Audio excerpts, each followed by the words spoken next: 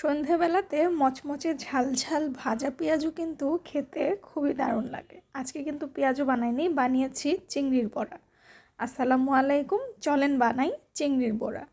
চিংড়ির বড়া বানানোর জন্য আমি এখানে প্রথমেই চাল ডাল ভিজিয়ে নিয়েছিলাম। এখানে আমি খেসারি মুসুরি ডাল ভিজিয়েছি আর সাথে নিয়েছি ভাতের চাল। তো ডালগুলোকে খুব ভালো করে ধুয়ে ভিজিয়ে রাখতে হবে বেশ 2-1 ঘন্টা মতো। আর এখানে একদম গুঁড়ো গুঁড়ো চিংড়ি আছে, এই চিংড়িগুলো থেকে শুধু ময়লাটা বেছে পরিষ্কার করে নিয়েছি। আপনারা চাইলে কিন্তু বড় সাইজের চিংড়িও পাটায় বেটে নিতে পারেন। আমি আজকে চিংড়ি বাটবো না, তবে দেখতে থাকেন কিভাবে বানাচ্ছি। তো ডালগুলোকে ব্লেন্ড করে নিয়েছি। ডাল আমি খুব বেশি ভাঙিনি, একটু আস্তে আস্তে করেই ভেঙে নিয়েছিলাম। আর এখন প্রসেসিংয়ের জন্য এখানে নিয়ে নিয়েছি পেঁয়াজ কুচি, কাঁচামরিচ কুচি, পেঁয়াজের কলি কুচি, আর দিয়ে দিচ্ছি সামান্য কিছু গুঁড়া মশলা। এখানে গুঁড়া মশলা ইউজ করেছি হলুদ গুঁড়া, মরিচ গুঁড়া, লবণ আর জিরে গুঁড়া। এই সব কিছুকে খুব ভালোভাবে মেখে নিব। আর সাথে মেখে নিব এই যে বেছে নেওয়া কুচু চিংড়িগুলো।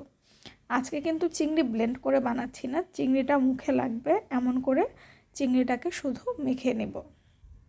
আপনারা চাইলে কিন্তু শুধু পেঁয়াজ দিয়ে চিংড়ি মেখেও বড়া বানিয়ে নিতে পারেন, এখানে ডাল মেশানোর প্রয়োজন নেই। তবে আমি যেহেতু চাচ্ছিলাম একটু ডালের ফ্লেভারও থাকুক, তাই ডাল বেটে নিয়েছি।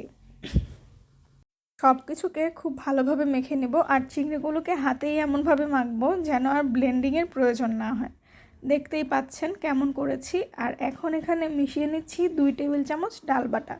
আমি এখানে কিন্তু সবটা ডাল বাটা ইউজ করিনি। তো ডাল বাটার সাথে এই চিংড়ির মাখাটাকে খুব ভালোভাবে মিশিয়ে নেব। মিশিয়ে নেওয়ার পর এখন এগুলোকে খুব ভালো মতো রেস্টে দিতে হবে আধা ঘন্টা মতো। আধা ঘন্টা রেস্টে দিয়ে রেখে দেওয়ার পর সব কিছু দেখুন কেমন দারুণভাবে মিলে গেছে। এখন কিন্তু ভাজাভুজির পর্ব শুরু হতে যাচ্ছে। ভাজার জন্য প্রথমে প্যানে তেল গরম করে নিচ্ছি। খুব বেশি তেল দিব না, একদম অল্প তেলে ভেজে নিব। অল্প তেল মুচমুচে করে বড়া ভাজার রেসিপিটা আজকে আপনাদেরকে দেখিয়ে দিচ্ছি। ডুবো তেলে ভাজলে তো মুচমুচে হবেই, এটাই স্বাভাবিক। তবে অল্প তেলেও খুব স্লো হিটে ধীরে ধীরে রান্না করলে বড়া বা পেঁয়াজও মুচমুচে হওয়ার সম্ভাবনা অনেক বেশি। এই তেলটা কিন্তু ধীরে ধীরে শুকিয়ে যাবে। আর তেলটা খুব বেশি দেইনি এই কারণেই, তেলটা এই বড়াগুলো শুষে নিবে বলে বড়াটা বেশি মুচমুচে হবে। এই তো বড়াগুলো দেয়া শেষ। এখন এক সাইড 4 মিনিট করে ভেজে নিয়ে আরেক পাশ 4 মিনিটের জন্য উল্টে দিব।